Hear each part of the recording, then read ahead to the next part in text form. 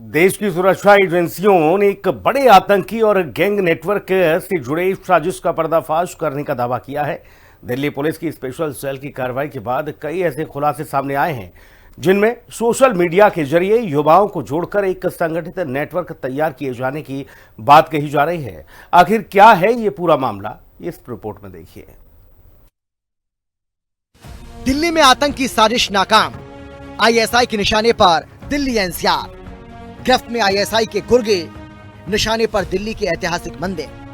सरहद पार से हिंदुस्तान की धरती को दहलाने की साजिश को नापाक कर दिया गया।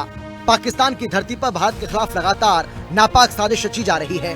पाकिस्तानी डॉन और आईएसआई के एजेंट शहजाद भट्टी मॉड्यूल से जुड़े कुछ आरोपियों से पूछताछ में इस बात का खुलासा हुआ है। इन आरोपियों का कहना है कि इनके निशाने पर दिल्ली का बड़ा और प्रसिद्ध मंदिर भी था। यही नहीं, आरोपी दिल्ली सोनीपत हाईवे पर एक ढाबे को निशाना बनाने की तैयारी में लगे थे ताकि बड़ी संख्या में लोगों को नुकसान पहुंचाया जा सके। दिल्ली पुलिस ने ऑपरेशन गैंग बस्ट 2.0 के तहत 48 घंटे में संगठित अपराध और पाकिस्तान की खुफिया एजेंसी आईएसआई से जुड़े नेटवर्क का भांडाफोड़ किया है। 5 मई सुबह 8 बजे से 7 मई सुबह 8 बजे तक चले इस अभियान में दिल्ली पुलिस हरियाणा, पंजाब, राजस्थान और उत्तर प्रदेश में 1014 ठिकानों पर छापेमारी कर 482 अपराधियों को गिरफ्तार किया गया है। शूटर्स नेटवर्क पर प्रहार, भट्टी गैंग के 9 गुर्गे गिरफ्तार। टारगेट किलिंग मिशन पर 5 शूटर, निशाने पर था दिल्ली एनसीआर। पुलिस सुरक्षा एजेंसी की हो रही थी रेकी, भारी संख्या में अवैध हथियार बरामद। जांच में खुलासा हुआ है कि सोशल मीडिया के जरिए युवाओं को गैंग से जोड़ा जा रहा था। दिल्ली पुलिस का दावा है कि इस कार्रवाई में भट्टी गैंग ही नहीं बल्कि टिल्लू, गोगी, सद्दाम गौरी गैंग समेत कई गैंग के नेटवर्क पर चोट पहुंची है। दिल्ली पुलिस ने सीपी साहब के निर्देश पे बहुत सारे ऑपरेशन चलाए हैं, जिनमें से ऑर्गेनाइज्ड क्राइम नेटवर्क के अगेंस्ट एक डेडिकेटेड ऑपरेशन हम चलाते हैं, ऑपरेशन गैंग बस्ट।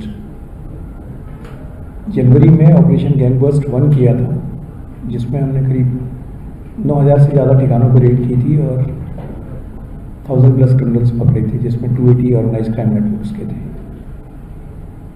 उसी सिलसिले में इस बार अभी पिछले 48 घंटों में 5 तारीख की सुबह से आज सुबह 7 तारीख की सुबह तक 48 आवर्स ऑपरेशन गैंग बस्ट 2 चलाया गया।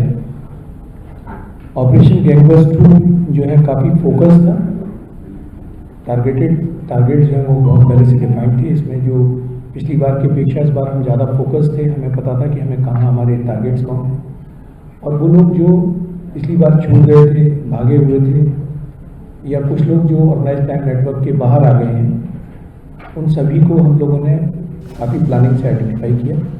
सूत्रों के मुताबिक दिल्ली का एक बेहद प्रसिद्ध मंदिर भी इस मॉड्यूल के निशाने पर था। जांच में सामने आया है कि मॉड्यूल से जुड़े एक आरोपी ने मंदिर की रेकी की थी। इस मंदिर की तस्वीरें और आसपास की जानकारी पाकिस्तान में बैठे सोशल मीडिया हैंडल्स को भेजी गई थी। पूछताछ में ये भी खुलासा हुआ कि मंदिर में तैनात पुलिसकर्मियों और अर्धसैनिक बलों को निशाना बनाने की योजना थी। आरोपियों का मकसद गोलीबारी कर मंदिर परिसर में दहशत फैलाना था। एडवांस लड़की की टीम्स की टारगेट आइडेंटिफिकेशन हुए। दिल्ली पुलिस की सभी जिले और स्पेशल सेल की टीम्स ने मिलकर इस कार्रवाई को अंजाम दिया। इसमें 1000 से ऊपर टीम्स दिल्ली पुलिस की लगी, 48 आवर्स, 1000+ टीम्स।